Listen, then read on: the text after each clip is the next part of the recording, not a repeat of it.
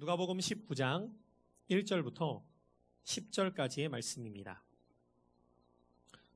누가복음 19장 1절부터 10절의 말씀 찾으신 줄 알고 제가 먼저 읽습니다. 예수께서 여리고로 들어가 지나가시더라. 그가 예수께서 어떠한 사람인가 하여 보고자 하되 키가 작고 사람이 많아 할 수 없어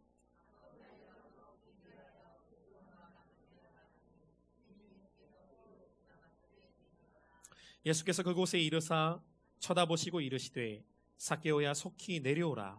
내가 오늘 내 집에 유하여야 하겠다 하시니 무사람이 보고 수군거려 이르되 저가 죄인의 집에 유하러 들어갔도다 하더라.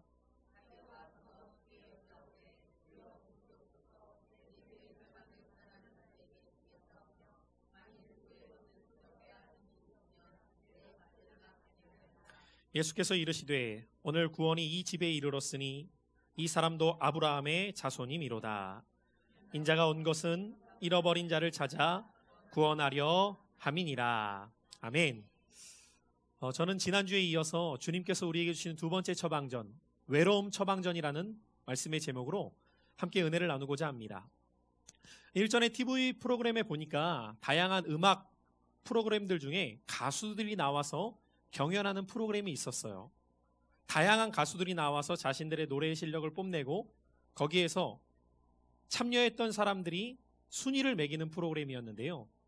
그곳에 참여했던 가수 중에 기억에 남았던 가수 중 한 사람이 임재범 씨예요. 아마 많은 사람들이 세대를 불문하고 그 가수를 알고 있을 텐데요. 그 가운데 저도 그 당시에 제가 그 프로를 몇 주를 이렇게 지켜보면서 그 임재범 씨가 불렀던 노래가 굉장히 임팩트가 저에게도 남았던 노래 중에 하나가 여러분이라는 노래였어요. 혹시 보셨어요? 아마 못 보신 분도 계시고 보신 분들도 계실 텐데 제가 오늘 설교를 준비하면서 그 노래가 언뜻 떠올라서 다시 유튜브를 쳐봤거든요. 그 노래를 다시 한번 들어보기 위해. 근데 깜짝 놀란 게 그 노래가 자그마치 조회수가 600만 건이 넘더라고요. 그러니까 여러분들 정말 많은 사람들이 그 이후에도 이 노래를 영상으로 찾아서 봤다는 거죠. 저도 그 노래를 다시 한번 들어보면서 왜 이렇게 많은 사람들이 이 노래를 다시 듣는가를 생각해 보면서 그 가사를 제가 쭉 이렇게 다시 한번 정리해 봤는데요. 제가 오늘 갈등을 많이 했어요. 한번 불러볼까 노래 때? 근데 제가 임재범 씨 같은 감동을 못 줄 게 확실하기 때문에 포기했습니다. 그냥 가사만 읊어드릴 테니까 한번 들어보세요. 내가 만약 괴로울 때면 내가 위로해 줄게. 내가 만약 서러울 때면 내가 눈물이 되리. 어두운 밤 험한 길 걸을 때 내가 너의 등불이 되리. 허전하고 쓸쓸할 때 내가 너의 벗되리라. 나는 너의 영원한 형제야. 나는 너의 친구야. 나는 너의 영원한 노래야. 나는 너의 기쁨이야. 어두운 밤 험한 길을 걸을 때 내가 너의 등불이 되리. 허전하고 쓸쓸할 때 내가 너의 벗되리라. 나는 너의 영원한 형제야. 나는 너의 친구야. 나는 너의 영원한 노래야. 나는 너의. 여기까지 임재범 씨가 부르고 노래를 멈춰요. 그리고 나레이션을 해요. 잠깐. 내가 만약 외로울 때면 누가 나를 위로해 주지? 그러면서 막 고조되면서 바로 여러분, 그러니까 막 카메라가 회중을 비치니까 다 우는 거예요. 막 여기에서 막 감동을 받으면서 막 울면서 그러면서 노래를 이어가면서 노래를 마무리하는 그 노래. 제가 정말 오랜만에 이 노래를 다시 듣는데도 제 혼은 그 멜로디와 그 노래 가사에 이렇게 전율을 좀 느끼더라고요. 이게 그냥 영상으로 보는데도 이 정도였으면 현장에서 이 노래를 들었던 사람들은 진짜 눈물이 났겠구나.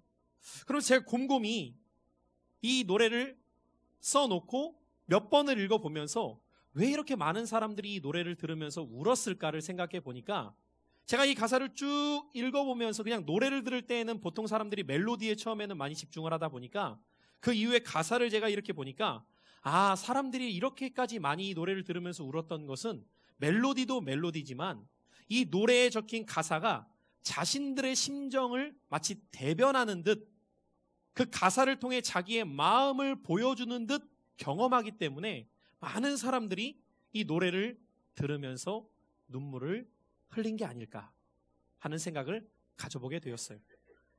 그런데 제가 이 노래를 조금 그 가사에 얽힌 내용을 좀 찾다 보니까 본래 이 노래는 윤복희 씨라는 가수가 부른 노래인데 이 노래를 누가 작사 작곡했는가를 봤더니 그 윤복희 씨의 오빠였던 윤한기 씨, 지금은 목사님이 되셨는데 이 윤한기 목사님이 동생을 위해서 이 노래를 만들어서 주었더라고요. 본래 이 윤한기 목사님하고 윤복희 씨 남매는 어릴 때 일찍이 부모님을 여의고 두 사람이 서로를 의지하면서 커왔다고 해요. 그렇게 외로움 가운데 자라다가 20살이 되었을 때 아주 이른 나이죠. 윤복희 씨가 결혼을 하게 돼요. 그런데 그 결혼 생활이 그리 오래가지 못합니다. 얼마 지나고 나서 헤어짐의 아픔을 겪은 다음에 그때만 하더라도 이미 이 윤복희 씨는 유명인이었기 때문에 세상이 자신을 어떻게 바라볼까? 그 두려움 속에서 더 이상 세상과 사람들을 만날 용기가 나지 않아서 숨어 들어가게 됩니다. 그 모습을 지켜봤던 이 오빠였던 윤한기 목사님이 너무 안타까운 거예요. 그래서 어떻게 해야 우리 동생의 마음을 다시 내가 위로하고 일으켜줄 수 있을까를 생각하다가 우리 동생이 노래를 좋아하니까 내가 동생을 위한 노래를 만들어 줘야겠다. 그런데 그때만 하더라도 이 윤한기 목사님은 신앙을 갖고 있었던 분이기 때문에 한자 한자 동생을 생각하며 기도하는 마음으로 가사를 적어 내려갔다고 해요. 그리고 동생에게 그 곡을 만들어서 주게 되었을 때 그 노래를 받은 동생이 그 가사와 그 의미를 깨닫고 큰 위로를 받고 다시 세상으로 나올 수 있는 용기를 갖게 되었다. 그것이 이 곡에 얽힌 배경임을 제가 이렇게 찾아보면서 알게 되었습니다. 그런데 제가 오늘 왜 이 아침 이런 이야기들을 서두에 여러분들과 함께 나누게 될까요? 윤복희 씨나 아니면 그 임재범 씨가 노래를 불렀을 때 그 노래 가사말을 들으면서 울었던 많은 사람만이 아니라 오늘을 살아가고 있는 대다수의 사람들이 아마 외로움 속에서 살아가고 있을지 모르기 때문이에요. 아니, 모르기 때문이 아니라 정말 많은 사람들이 외로움 가운데 살아가고 있습니다. 하루하루를 살아가고 있는 사람들의 모습을 보면은 괴로움과 서러움 가운데 지낼 날이 많죠. 하루를 정말 직장이면 직장, 일터면 일터, 자기가 가는 곳에서 최선을 다해 하루 종일 파김치가 되도록 일을 하고 저녁이 되어 퇴근할 때가 되면은 그렇게 온종일 에너지를 다 쏟은 다음에 몸은 지치고 마음은 여전히 뭔가 허전하고 쓸쓸함이 찾아오게 돼요. 그렇게 무엇을 위해서인지 모르겠지만 최선을 다해서 힘겹게 자신의 모든 에너지를 쏟지만 그렇게 공허하고 쓸쓸하고 외로운 자기의 마음을 알아주는 사람 하나 없이 하루하루를 힘겹게 살아가고 있는 오늘의 사람들. 어찌 보면 그래서인지 이 시대를 살아가고 있는 남자들의 모습을 보면은요, 하루를 왼종일 열심을 다해서 일하고 그 허전하고 쓸쓸한 마음, 누가 알아주지도 못하는 마음이다 보니까 그 마음을 달래기 위해서 일과를 마치고 술집을 찾아 술 한 잔 기울이며 자신의 마음의 그 허함을 채우려고 할지 모릅니다.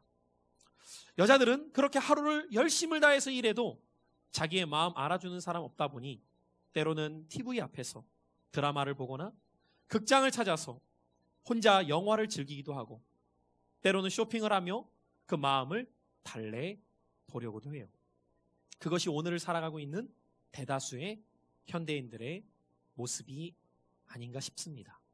그래서 오늘날 이 시대를 살아가고 있는 현대인들을 한마디로 표현한다면 외로움의 시대라고도 말할 수 있을 겁니다. 자, 그렇다면 먼저 우리가 생각해 보아야 될 것은 무엇일까요? 왜 우리에게 이런 외로움이 자꾸만 찾아오는 것인가 하는 것이죠. 그냥 누구나 다 외로우니까 외로운 것은 당연한 거야 라고 생각할 수 있는 걸까?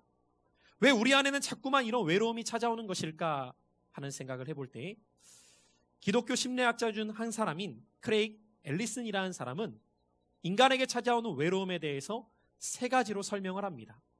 첫 번째는 정서적인 외로움이 있고, 두 번째는 사회적인 외로움이 있으며, 세 번째는 실존적인 외로움이 있다라고 말해요. 정서적인 외로움은 무엇이냐면 개인이 느끼는 감성과 감정에 따라서 그것이 다를 때가 있다는 것이죠. 어느 날 갑자기 그냥 문득 이런 가을이 되고 낙엽이 떨어지면 저 마지막 떨어지는 낙엽이 내 인생이야. 뭐 이렇게 생각하면서 그냥 정서적으로 스스로 외로워하는 사람들이 있어요. 그런가 하면 사회적인 외로움이에요. 어느 순간부터 나이가 들어서 사회로 나가서 생활하다 보니까 정신없이 살아가다 보니까 앞만 보고 달려가다 보니까 주변에 사람이 없는 거예요. 관계가 끊어진 채 그냥 나만 홀로 남아있는 듯 인생을 살아가며 느끼는 사회적 외로움이 있는 거죠. 그런데 세 번째로 인간이 느끼는 외로움 가운데 실존적인 외로움이 있어요. 이 실존적인 외로움은 크레이그 앨리슨의 말에 비르면 하나님이 인간을 지으셨을 때 인간은 실존적으로 하나님과의 관계 속에서 누리는 친밀함이 있는데 그러니까 하나님과의 관계가 깨지게 되었을 때에 우리에게 주어진 외로움이라고 설명을 해요. 아담과 하와 이후에 하나님과의 관계가 깨진 모든 인간은 태어날 때부터 이 실존적인 외로움을 가질 수밖에 없다는 거예요. 그리고 이 외로움을 해결할 수 있는 유일한 방법은 하나님과의 관계가 회복되지 않고서는 불가능하다고 설명하고 있습니다. 그래서 정서적인 외로움과 사회적인 외로움을 우리가 느낄 수밖에 없는 것은 그 근원적인 문제인 실존적인 외로움이 우리 안에 거하기에 그것이 정서적인 외로움과 사회적인 외로움으로 나타나게 된다는 것이죠. 어떤 면에서 보면 오늘 우리가 함께 읽은 본문에 등장하는 삭개오라는 사람이 바로 그와 같은 사람 중에 한 사람입니다. 보통 성경이 어떤 한 사람의 인물을 소개할 때 그가 가지고 있었던 특징에 대해서 자세하게 설명할 때가 많지는 않은데 오늘 본문 19장의 말씀을 보면은 삭개오에 대한 특징을 2절에 이렇게 설명하고 있어요. 자, 우리 한번 본문의 말씀 2절을 함께 읽어보시죠. 시작. 삭개오라 이름하는 사람이 있으니 세리장이요 또한 부자라. 오늘 성경은 그에 대해서 두 가지로 먼저 말합니다. 그가 세리장이요 부자라. 그런데 이것은 그가 가지고 있었던 사회적인 지위에 대한 설명이라면 그의 신체적인 특징 또 한 가지가 성경에는 뭐라고 기록되어 있냐면 그가 키가 작아라고 설명하고 있습니다. 그의 신체적인 특징을 이렇게 설명하고 있었다는 것은 그가 일반적인 사람들에 비해서 매우 작은 키를 갖고 있었다는 것을 우리가 추측해 볼 수 있어요. 아마 어렸을 때부터 이것이 삭개오에게는 하나의 컴플렉스였는지도 모릅니다. 늘 또래 친구들하고 지내다 보면 친구들이 이렇게 놀렸을지도 몰라요. 야 난쟁이! 야 난쟁이! 그렇게 늘 말하면서 키 작음이 놀림이 되다 보니까 어느 순간 그것이 그에게 상처가 되었고 그래서 그는 스스로 생각할 때 이런 생각을 가졌을지도 모르죠. 내가 언젠가 어른이 되어서는 보란듯이 다른 사람 부끄럽지 않게 내가 사회적인 지위와 힘을 가져서 그들 위에 내가 군림하는 사람이 될 거야. 그래서 열심히 노력하고 최선을 다해서 세리장이라는 직책까지 갖게 되어요. 오늘날로 말하면 회계사가 된 거죠. 그래서 회계사로서 물질도 많이 누릴 수 있는 부자까지 됩니다. 아마 그는 이렇게 생각했을 거예요. 내가 사회적으로 어느 한 지위에 올라가고 내가 물질적으로도 풍족함을 누리게 되면 내가 이젠 더 이상 다른 사람들에게 손가락질 당하지 않고 내 안에 있는 이 고독과 외로움은 사라질 수 있을 거야. 그렇게 생각하며 열심을 다해서 그 위치를 얻고 재물도 누리게 되었는데 어찌된 일인지 자기 안의 고독과 외로움은 사라지는 것이 아니라 점점 더 커지는 겁니다. 게다가 사람들은 더 이상 그 주변에 가까이조차 오려고 하지 않게 되어요. 삭개오가 활동하던 이 당시에 세리라는 직책은 로마라는 나라가 이스라엘을 지배하고 있었던 시대였다 보니까 로마는 항상 해마다 일정량의 세금을 요구하였는데 그 세금을 거둘 수 있는 사람들로 세리를 세웠어요. 그러니까 세리는 어떤 사람들이었냐면 유대인 자신의 동족들의 세금을 빼앗아서 로마라는 다른 나라에다 가져다 바치는 사람들이었던 거예요. 그러니 같은 민족 사람들이었던 유대인들이 바라볼 때 같은 민족인 유대인이 자신들의 세금을 뺏어다가 로마에다 바치는 그 모습을 좋아할 사람이 아무도 없는 거죠. 권력은 있다 보니까 대적은 못하고 그러나 그들이 보기는 싫고 점점 사람들은 세리를 뒤에서 욕하며 그들과 상종하지도 않게 살아가고 있었던 것이죠. 그런 세리들 가운데에도 세리장이었던 삭개오, 누가 그와 함께 하려고 했겠습니까? 결국 겉으로 볼 때에는 남부럽지 않은 것을 누리고 있었을지 모르겠지만 그의 내면의 고독과 외로움의 문제는 그의 삶을 더 비참하게 만들고 있었어요. 그렇게 하루하루를 살아가고 있었던 삭개오에게 어느 날 한 이야기가 전해 들려옵니다. 예수라는 분이 그가 살고 있었던 여리고를 지나가신다는 거예요. 그는 이 이야기를 들었을 때 큰 호기심이 발동하게 됩니다. 삭개오가 이 이야기를 들을 때만 하더라도 이미 예수라는 분은 유대와 갈릴리에서 그에 대한 소문이 허다하게 퍼져 있었던 상황이었기 때문이에요. 그가 가는 곳마다 놀라운 기적과 표적이 일어나고 있었고요. 그를 만나는 사람들마다 삶의 그 어떠한 문제라 할지라도 그 문제를 해결받았다라는 이야기를 들었어요. 그런데 이러한 이야기만 하더라도 삭개오에게 큰 관심을 끌지는 못했을지 몰라요. 왜냐하면 그는 부러울 것이 없었거든요. 적어도 겉으로 볼 때에는요. 그러나 한 가지 이야기가 그의 마음을 사로잡았어요. 그 이야기는 무엇이었냐면 그는 세리와 죄인들과도 친구가 되시는 분이래. 그 이야기를 듣게 되었을 때에 그는 더 이상 가만히 있을 수가 없었어요. 왜냐하면 그에게 가장 큰 문제는 누구도 자신과 함께 하려고 하지 않는 외로움의 문제였기 때문이죠. 그런데 그에게 들려왔던 기쁜 소식, 그는 세리와 죄인들과도 친구가 되시는 분이래. 그는 이 이야기를 듣자 예수가 있는 곳으로 발걸음을 향하기 시작합니다. 그렇게 그분이 가는 곳에 가보았더니 이미 수많은 사람들이 예수라는 분을 둘러싸고 있어요. 그는 키가 작았기 때문에 볼 수도 없었고 이미 많은 사람들이 그분을 둘러싸고 있었기 때문에 가까이 갈 수도 없었어요. 그러나 이대로 포기할 수는 없었습니다. 결국 그는 어떠한 방법을 통하여서 내가 그분을 봐야 될까 싶을 때 그분이 가는 길 그 앞쪽을 바라보니 돌 무화과나무 한 그루가 높이 솟아올라 있었어요. 그는 앞으로 먼저 뛰어갑니다. 사람들은 가로질러 그분이 걸어가시는 길목을 향해서 뛰어가 그 돌 무화과나무에 올라갔어요. 그리고 그곳에서 자신이 올라간 나무를 향해 오고 있는 예수를 바라보고 있습니다. 그분이 어떤 분인가를 보고 싶었어요. 그리고 그렇게 예수님과 그 주변에 있었던 무리들이 따라오게 되어요. 점점 가까이 옵니다. 나무 위에 있었기 때문에 아무도 그를 쳐다보거나 주목했던 사람은 없었어요. 그런데 괜히 스스로가 긴장하고 있어요. 그렇게 예수가 그 밑을 지나가실 때에 그냥 지나칠 줄 알았던 그 예수님께서 나무 앞에 멈추어 서십니다. 여러분 한번 이 상황을 상상해 보세요. 여기 만약에 한 3m가 되는 나무가 있어요. 그리고 여러분들은 지금 가는 그 길이 예수님을 보기 위해서 따라가고 있어요. 이 나무를 주목하고 있는 사람은 아무도 없어요. 거기에 삭개오가 있는 거예요.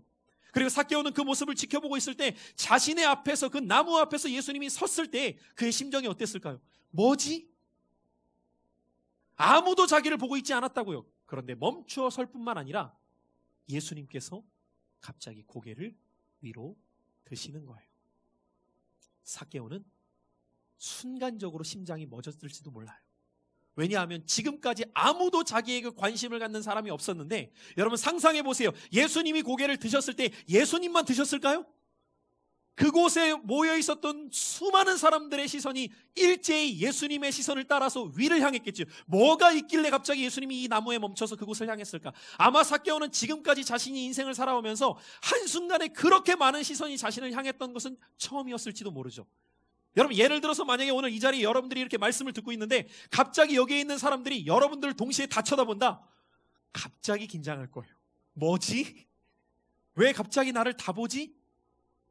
삭개오는 지금 그 나무 위에 있어요. 그런데 예수님을 비롯한 그곳에 있는 많은 사람들이 자신을 쳐다보게 된 거예요. 얼마나 긴장했을까요? 얼마나 당황하고 있었을까요? 그런데 여기에서 예수님의 음성이 그에게 들려오는 자신의 귀를 의심케 할 만한 소리를 그는 듣게 됩니다. 삭개오야, 내려와라. 내가 오늘 너의 집에 유하여야 하겠다.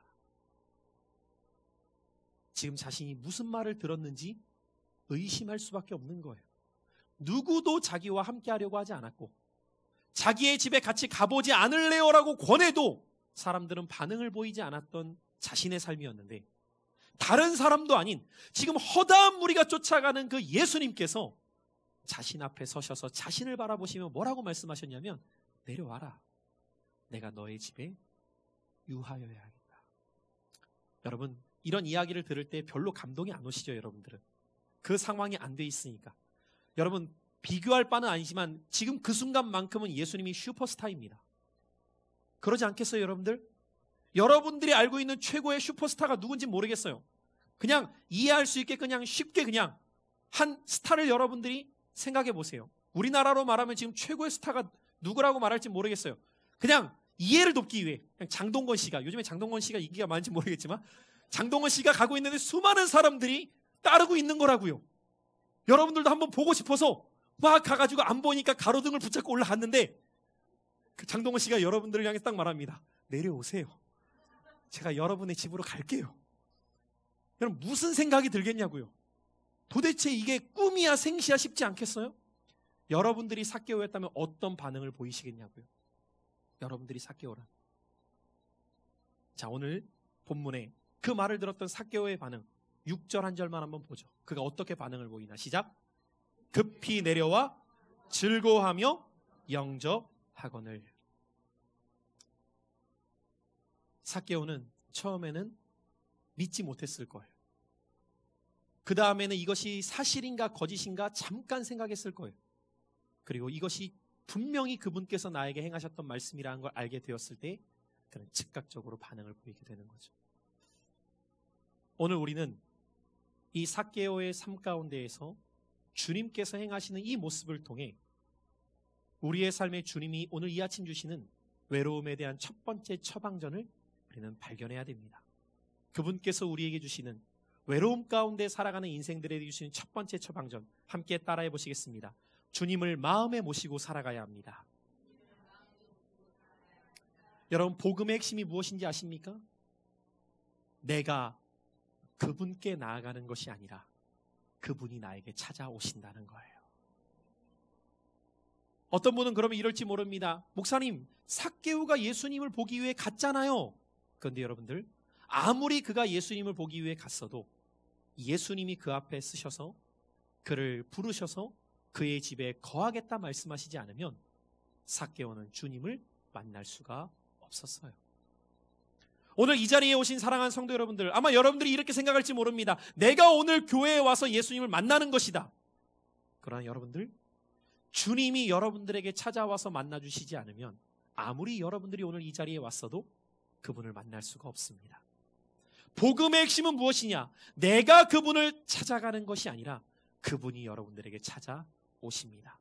오늘 삭개오에게 내려와라. 내가 오늘 너의 집에 유하여야 하겠다라고 하셨던 이 말씀은 삭개오에게만 하시는 말씀이 아닌 오늘 이곳에 모인 나와 여러분들을 향해 말씀하시는 주님의 음성인 거예요. 외로움 가운데 살아가는 자들, 아무도 내 마음을 모른다라고 생각하며 쓸쓸하고 힘겹게 살아가는 우리의 인생 속에서 주님은 나의 마음에 찾아오셔서 오늘 이 아침에도 이렇게 말씀하십니다. 내려와라. 내가 너의 마음에 함께 유하여야 하겠다. 오늘 주님은 여러분들에게 찾아오시는 분이십니다. 그리고 찾아오실 뿐만 아니라 그분께서는 여러분들과 함께 거하시기를 원하신다는 거예요. 삭개오가 이 말을 들었을 때에 그는 처음에는 놀랐을 거예요. 그러나 그 다음에 그 놀람이 기쁨으로 바뀌어 있어요.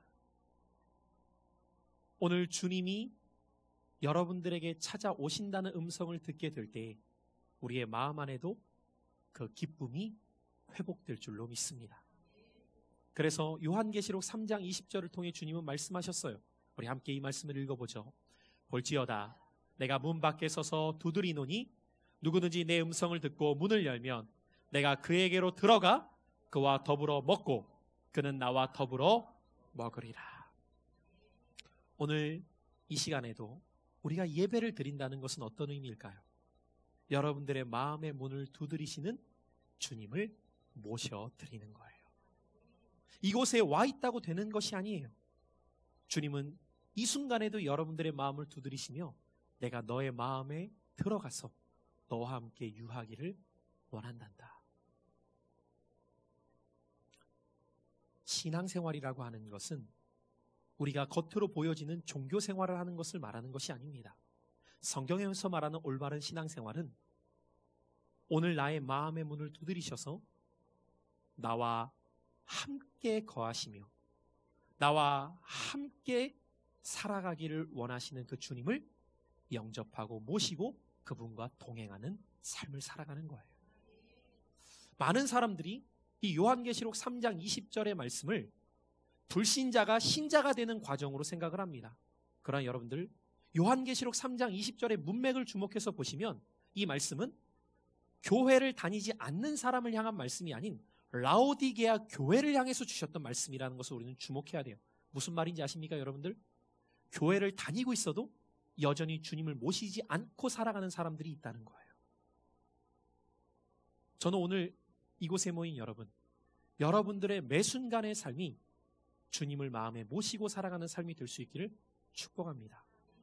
그것이 우리의 삶의 외로움을 해결할 수 있는 주님의 첫 번째 처방전이에요. 그 은혜가 오늘 이곳에 있는 여러분 모두에게도 누려지는 은혜가 되셔서 오늘 이 아침 말씀을 듣는 순간에도 주님, 내 마음에 주님을 모시고 살아가겠습니다. 한순간도 주님 떠나지 말게 하시고 내가 주님과 동행하며 외로움이 아닌 더불어 기쁨을 누리는 삶이 되게 하여 주시옵소서. 영원한 친구 되신 주님이 여러분들과 함께 하기를 원하십니다. 그리고 그렇게 주님을 모시고 살아가는 자에게 주님께서 주시는 또 한 가지 외로움 처방전이 있어요. 그것은 무엇이냐면 그 주님을 모시고 살아가는 자들, 그것은 우리의 육신의 눈으로는 보이지 않아요. 오늘 여러분 마음에 계신 예수님께서 여러분들의 육신의 눈으로는 보이지 않잖아요. 그래서 주님은 또 한 가지 처방전을 우리에게 주셨는데 그 두 번째 처방전이 무엇이냐? 따라해 보시겠습니다. 믿음의 공동체와 함께해야 합니다. 오늘 말씀 특별히 9절의 말씀을 우리가 보기에 앞서서 7절을 잠깐 보면 예수님께서 이 삭개오의 집에 유하겠다 말씀하셨고 그 집에 들어가게 되었을 때 유대인들의 반응이 어떠한가가 이렇게 기록되어 있어요. 뭇사람이 보고 수군거려 이르되 저가 죄인의 집에 유하러 들어갔도다 하더라. 오늘날로 말하면 이런 거죠. 어떻게 예수님이 저런 죄인과 함께 할 수 있어? 어떻게 저런 집에 가실 수가 있어? 이렇게 비난하는 겁니다. 그때 주님이 9절에 이렇게 말씀하고 계세요. 9절 말씀 함께 읽어보죠. 시작. 예수께서 이르시되 오늘 구원이 이 집에 이르렀으니 이 사람도 아브라함의 자손임이로다. 할렐루야. 오늘 삭개오를 향해서 예수님은 뭐라고 말씀하셨냐면 이 사람도 아브라함의 자손임이로다 라고 말씀하십니다. 여러분 전 세계적으로 유대인들은 강한 유대관계로 정평이 나 있습니다. 유대인들 하면 그들의 강한 유대관계를 떠올릴 만큼 그들은 서로를 이끌어주고 서로를 도와주는 공동체를 세워나가는 민족이에요. 그런데 오늘 이 삭개오는 그 유대 공동체에서 배척당하고 있었던 사람이었어요. 여러분 유대 공동체에서 배척당하고 있었다는 것은 홀로 살아갈 수밖에 없는 삶이 되었다는 것을 의미해요. 그런데 예수님은 지금 이도 아브라함의 자손이다라고 말씀하셨던 것은 어떤 의미냐면 너희만 가족이 아니라 삭개오도 가족이란다. 이것을 말씀해주고 있는 거예요. 우리가 주님을 마음에 모시고 살아감으로 외로움을 해결할 수 있지만 때로는 우리의 육신의 눈으로는 그 주님이 보이지 않기 때문에 주께서는 당신의 몸 대신 교회 공동체를 세우셔서 그 교회 공동체를 통해 우리에게 외로움을 이겨나갈 수 있는 은혜를 허락해 주셨다는 거예요. 그래서 여러분들 교회 공동체가 왜 중요하냐? 바울 사도는 로마서의 말씀을 통해 교회 공동체를 향한 말씀을 주며 로마서 12장 15절을 이렇게 기록하고 있습니다. 자, 우리 같이 한번 이 말씀도 읽어보죠. 시작. 즐거워하는 자들과 함께 즐거워하고 우는 자들과 함께 올라. 여러분, 저는 우리 신광의 공동체가 이런 공동체가 될 수 있기를 축복합니다. 왜 믿음의 공동체가 중요한지 아십니까, 여러분들? 때로는 우리가 이 땅을 살아가게 될 때 주님 바라보면서 살아가지만 그럼에도 불구하고 때로는 우리가 눈물 지을 날이 있어요. 그때 혼자 눈물 짓는 것이 아니라 우는 나와 함께 울어줄 수 있는 믿음의 공동체가 있을 때 우리는 그 시련을 이겨나갈 수 있게 되어요. 또한 우리는 인생을 살아가다 보면 때로는 즐거워할 일이 있어요. 그런데 그 즐거워할 때 여러분들 혼자 즐거워한다고 생각해 보세요. 그게 즐겁겠어요? 예를 들어서 내가 승진을 해갖고 너무 기쁜데 집에 왔더니 아무도 없어. 걔만 있네. 야, 나 승진했어 하고 나도 뭔가 허해요. 뭔가 같이 기뻐해 줄 사람이 있어야 그것도 기쁘죠. 남자들이 그렇대요, 여러분들. 오늘날 남자들이 왜 외롭냐면 기뻐할 일이 있는데 기뻐해 주질 않으니까 기뻐할 말을 못 한다는 거예요. 승진을 했는데도 집에 와서 그 얘기를 하면 뭔가 이렇게 반겨줘야 되는데 진짜요? 정말요? 막 이렇게 해줬으면 좋겠는데 한번 우연히 툭 뱉었어요. 나 승진했어 그랬더니 더 열심히 해요. 누가 나를 위로해 주나. 그러니까 여러분 들으면서 우는 거야 또. 여러분, 저는 우리 공동체가 그랬으면 좋겠어요. 어떤 사람이 기뻐할 일이 있으면 정말 내일처럼 기뻐하는 공동체. 그 믿음의 공동체를 통해서 우리는 외로움을 처방받을 수 있는 거예요. 하나님이 왜 교회 공동체를 주셨느냐? 혼자 가는 길이 아니라 함께 믿음의 여정을 걸어가며 우리의 인생을 가며 울 일이 있으면 같이 울고 기뻐할 일이 있으면 함께 기뻐하도록 주님의 교회를 이 땅 가운데에 세우신 줄로 믿습니다. 여러분, 오늘 우리 교회는 1주년을 맞이하는 주일이에요. 그런데 말씀을 미리 정해놓고 보니까 1주년의 외로움 처방전? 어떤 의미일까요, 주님? 그때 저에게 이런 마음을 주시더라고요. 지난 1년을 돌아볼 때 여기까지 오면서 너의 사역은 어떠했니? 저한테 물으시더라고요, 주님. 그때 제가 이렇게 말했어요. 주님, 너무 기쁘고 감사했어요. 왜 그랬니? 먼저는 하나님의 은혜이지만 함께 할 수 있는 믿음의 공동체가 있었기 때문이네요. 여러분, 그게 은혜더라고요. 여기까지 인도하는 동안 하나님께서 때때마다 지칠만 하면, 힘들만 하면 믿음의 공동체를 하나님께서 허락하셔서 이겨나갈 수 있게 하시고 다시 용기 갖게 하시고 소망을 품게 하시고 그 은혜가 있었기에 여기까지 올 수 있었구나. 앞으로도 주님이 그렇게 인도하시겠구나. 여러분, 혹시 오늘 이 말씀 앞에 내 심령에 왠지 모르게 가을이 찾아와서 외로운 게 아니에요, 여러분들. 그 실존적인 외로움이 여러분 안에 있었다면 주님이 여러분들 마음 가운데 거하심으로 외로움을 처방받으시길 축복합니다. 또한 이 땅을 살아가면서 때로는 나 혼자 고군분투하는 것처럼 여겨지는 순간이 올 때 여러분들에게 믿음의 공동체가 있음을 기억하십시오.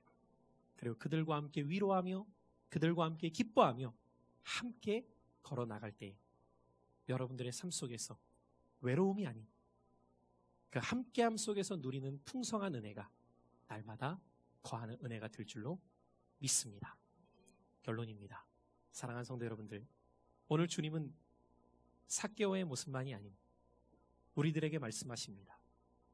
삭개오에게 주님이 찾아오셨고 그도 혼자가 아닌 아브라함의 자손임을 말씀해 주시면서 그의 외로움을 처방해 주셨던 주님의 은혜, 오늘 우리에게도 동일하게 말씀하시는 은혜가 되어서 주님을 우리 마음에 모시고 그 주님께서 이 땅에 허락하신 주님의 교회 공동체와 함께 믿음으로 걸어가는 삶이 되셔서 여러분들의 인생길이 동행의 은혜 속에 걸어가는 축복이 있으시기를 예수님의 이름으로 축원합니다.